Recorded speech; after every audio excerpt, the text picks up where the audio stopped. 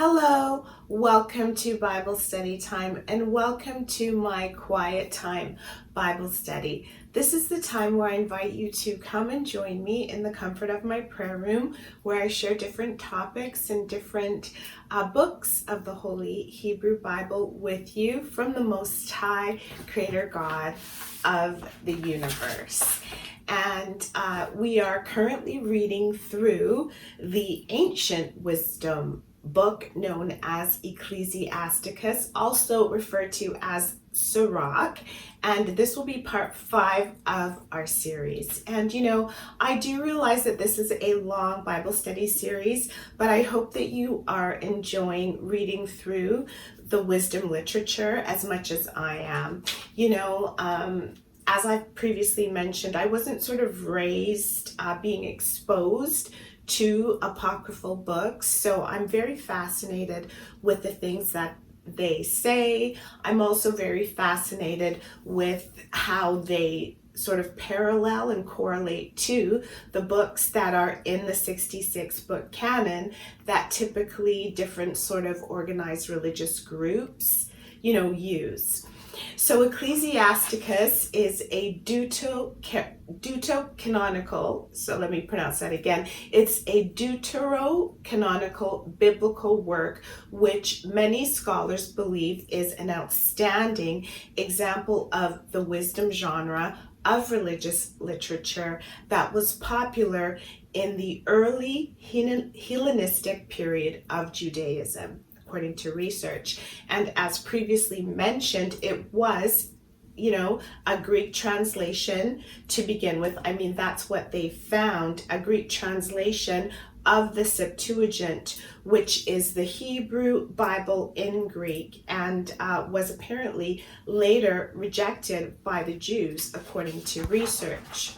Research also indicates that similarly to the other major wisdom books, such as Proverbs and the book of Job, Ecclesiastes is also considered a wisdom book, and the Wisdom of Solomon, Ecclesiasticus Sirach contains practical moral rules and exhortations. And we've been reading through it for a few weeks now, and we know and have found that these rules are arranged and sorted into, as I mentioned last week, they're sorted into sort of 3 major components, with a 4th component that is a summary at the very end, right? And then within these components, we find different subject matters such as hypocrisy, filial or dutiful, devoted respect, generosity, and of course, wisdom. Now, what is referred to as quote unquote lady wisdom by many scholars is highlighted by the book's author as it delivers an extended sort of discourse or sort of dialogue and verbal exchange regarding her, meaning wisdom's, eternal relationship with the Most High Creator God of the universe. And this is also identified by Mosaic law. Research also reveals that this text, Ecclesiasticus, was possibly translated from Hebrew into Greek for actual Greek-speaking Jews. And the reason it was done so is because the author in the translation into Greek wanted to encourage adherence to sort of ancestral beliefs and customs, and also defend Jewish doctrines, which is very fascinating to me. So let's continue reading, and we're going to begin I'm going to try to cover 2 chapters at a time.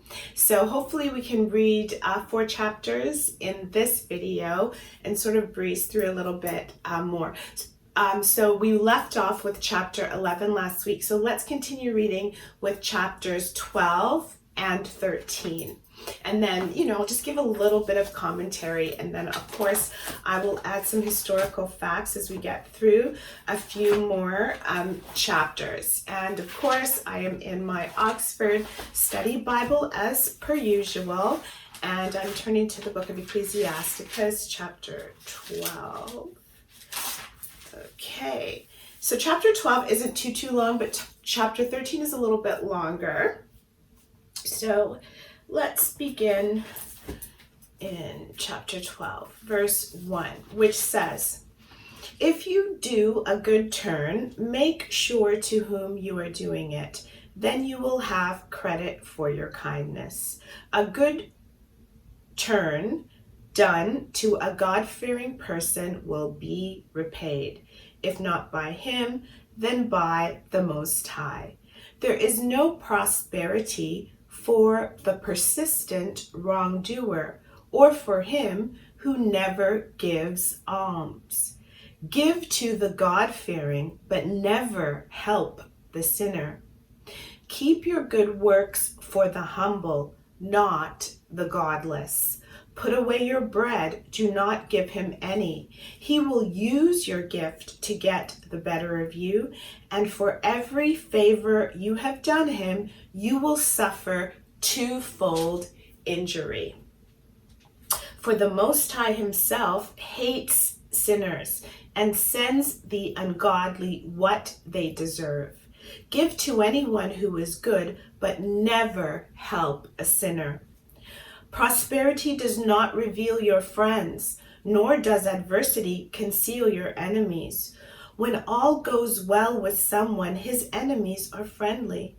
When things go badly, even a friend will shun him. Never trust an enemy. He will turn vicious as surely as bronze corrodes. Even if he appears humble and cringing, keep your distance and be on your guard. Behave towards him like someone who polishes a mirror to ensure it does not tarnish. Do not place him by your side, or he will trip you up and supplant you. Do not seal him at your right hand, or he will thrust you out and take your place, and in the end you will admit the force of my words and recall my warning with regret. Who sympathizes with a snake charmer when he is bitten, or with those who deal with wild animals? So it is with the person who keeps bad company and is involved in another's wickedness. He may stand by you for a while, but if your fortunes decline, his friendship will not last. An enemy speaks honey words, but in his heart he plans to topple you into the ditch. He may have tears in his eyes, but given the chance, he will stop at bloodshed.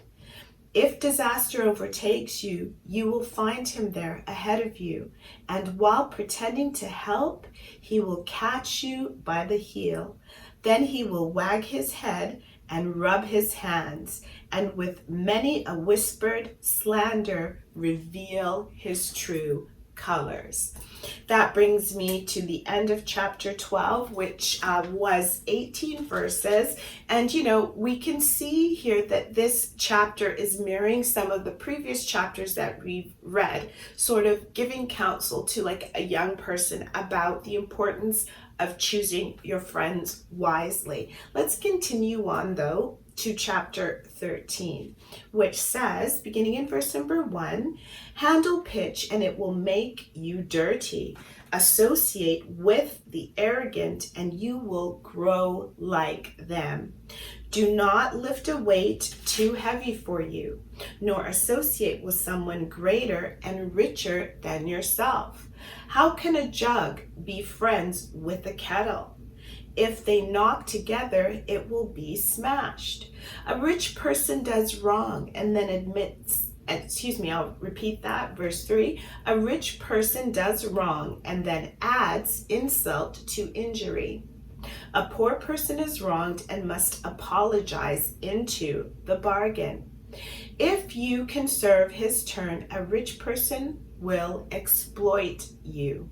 But if you are in need, he will drop you. If you are in funds, he will be your constant companion, and without a twinge of remorse, drain you dry. He may need you, and then he will deceive you and be all smiles and encouragement. paying you compliments and asking, "What can I do for you?" embarrassing you with his hospitality until he has drained you 2 or 3 times over, but he will end up by laughing at you. Afterwards, when he sees you, he will pass by you and wag his head over you. Take care not to be led astray and humiliated when you are enjoying yourself. If a great man invites you, be slow to accept, and he will be the more pressing in his invitation. Do not push yourself forward for fear of a rebuff, but do not keep aloof, or you may be forgotten. Do not presume to converse with him as an equal, and put no trust in his effusive speeches. The more he speaks, the more he is testing you, weighing you up even while he smiles. The person who betrays a confidence is without compunction and will not spare you injury or imprisonment. Confide in no one and be on your guard, for you are walking with disaster. Every living thing loves its like, and every person his own sort. All creatures flock together with their kind, and human beings stick close to their fellows. What has a wolf in common with a lamb, or a sinner with someone who fears the Most High? What peace can there be between hyena and dog? What peace between rich and poor? As lions prey on the wild asses of the desert, so the rich live off the poor. As humility disgusts the proud, so the rich are disgusted by the poor. If a rich person staggers, he is steadied by his friends. A poor one falls, and his friends promptly disown him. When a rich person slips, many come to his rescue. If he says something outrageous, they make excuses for him. A poor one makes a slip, and at once he is criticized. Even if he talks sense, he is not given a hearing.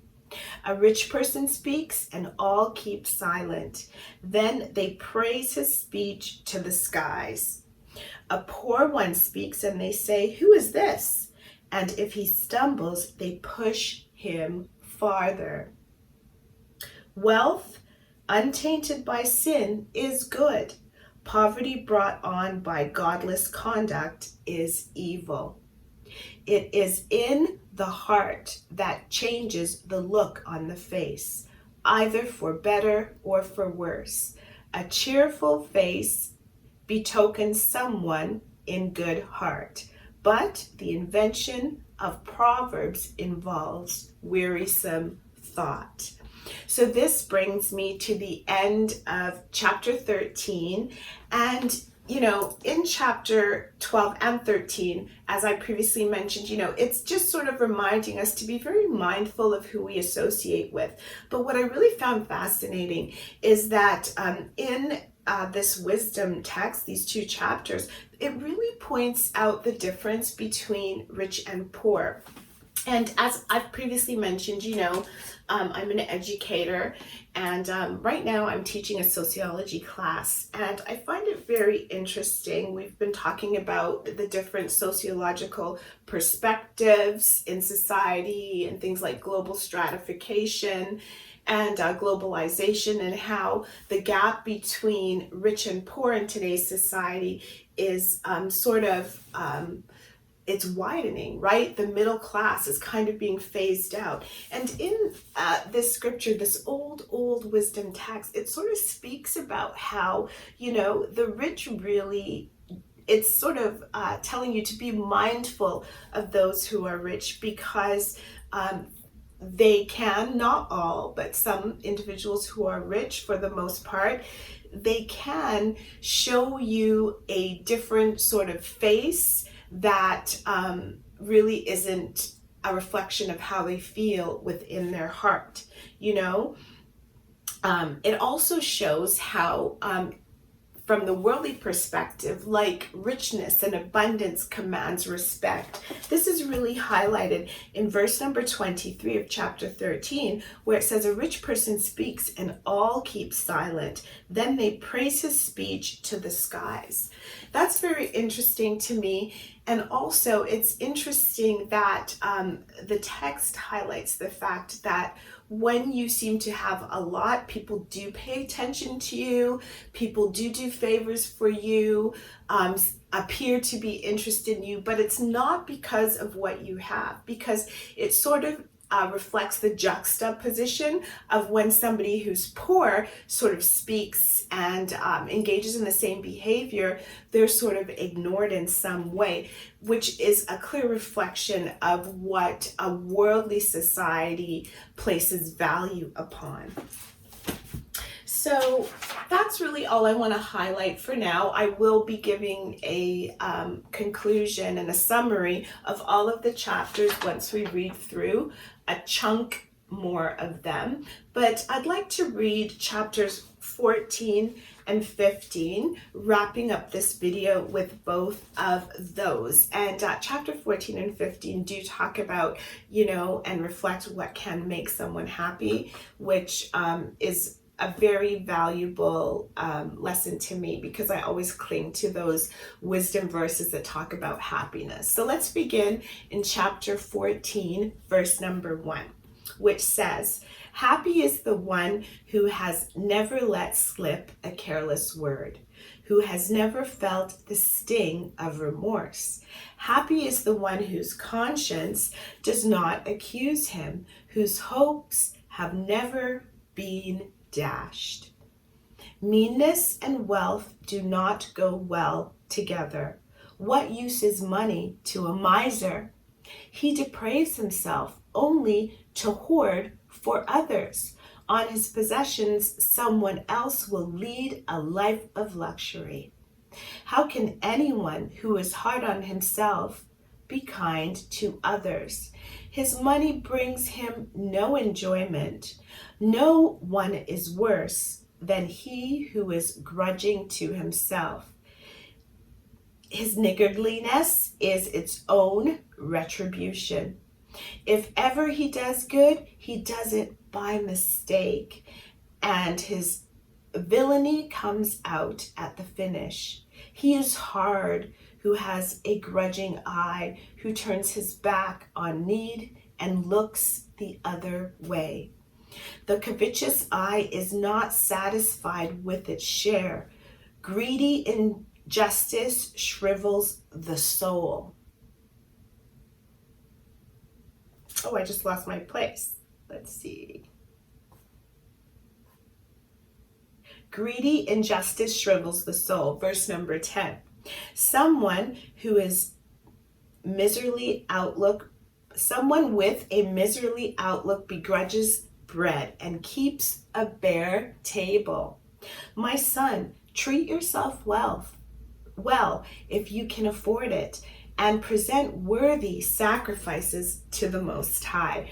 Remember that death will not tarry. The hour of your appointment with the grave is undisclosed. Before you die, treat your friend well. Reach out as far as you can to help him. Do not miss a day's enjoyment or forego your share of innocent pleasure. Are you to leave to others all you have labored for and let them draw lots for your hard-earned wealth? Give and take. Pamper yourself. Expect no luxury in the grave.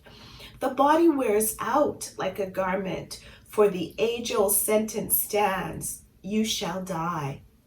In the thick foliage of a spreading tree, some leaves fall, and others grow in their stead. So too with the generations of flesh and blood. One dies and another comes to birth. All human works decay and vanquish, and the worker follows them into oblivion. Happy is he who gives his mind to wisdom and meditates on understanding. Happy is he who reflects on her ways and ponders her secrets. Stalk her, like a hunter, and lie in wait by her paths.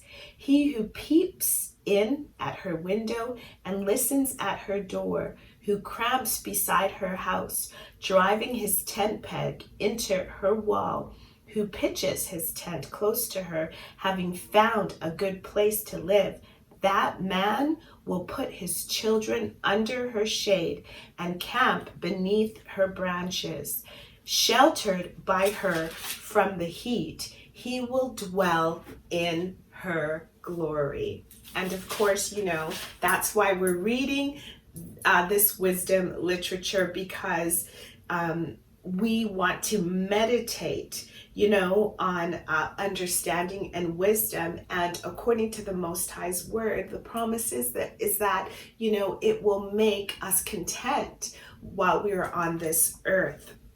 Before I continue on to chapter 15, I just wanted to mention some of the verses in chapter 14 really do highlight, the fact that we need to enjoy this life that we are living today, and not be worried about always losing things or hoarding things like money and luxurious things, and not enjoying them, not living in the moment. Now, I don't want you to misunderstand me. I'm not saying, you only live once, YOLO, which is the narrative that is pushed in today's society. What I'm saying is that it's not good to constantly be miserable, overworking yourself to the point where you're not healthy, and then not reaping the benefits during this lifetime of what you are sowing. And I think that's a really important takeaway from the chapter, that goes hand in hand with the importance of wisdom. Now let's wrap up today's Bible study reading with chapter 15 of the book of Ecclesiasticus, beginning in verse number 1. He who fears the Most High will act thus, and if he masters the law, wisdom will be his. She will come out to meet him like a mother. She will receive him like a young bride. For food she will give him the bread of understanding, and for drink the water of wisdom. He will lean on her and will not fall. He will rely on her and not be put to shame. She will advance him above his neighbors and find words for him when he speaks in the assembly. He will be crowned with joy and exaltation. Lasting renown will be his heritage from her.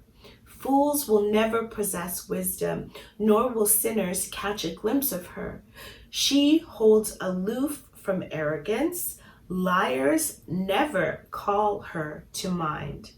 Praise is out of place on the lips of a sinner, because it has not come from the Most High. For praise is the outward expression of wisdom, and the Most High himself prompts it. Do not say, the Most High is to blame for my going astray. It is for you to avoid what he hates. Do not say, it was he who led me into error. He has no use for a sinner. The Most High hates every kind of vice. You cannot love vice and still fear him. When in the beginning God created the human race, he left them free to take their own decisions. If you choose, you can observe the commandments. You can keep faith if you are so minded.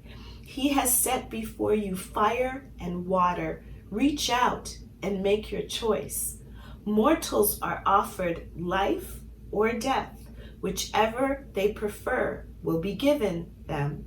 For great is the wisdom of the Most High. He is mighty in power, all-seeing. His eyes are on those who fear him.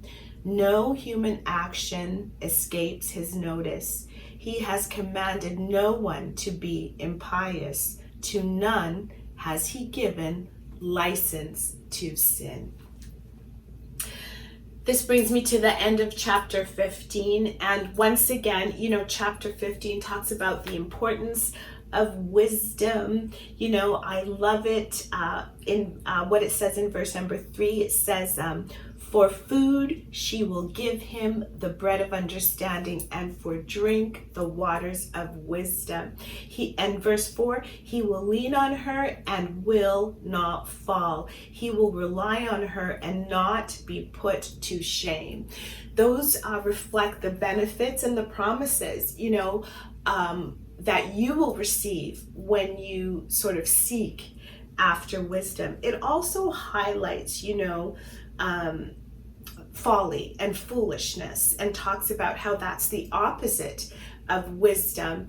And I was listening to a podcast this week, which highlighted some of the sins in the book of Romans and broke them down, unpacking them in the Hebrew, and which the individual who's giving the podcast highlighted, the importance of us understanding what those sins are that sort of keep us away and distract us from our process of justification.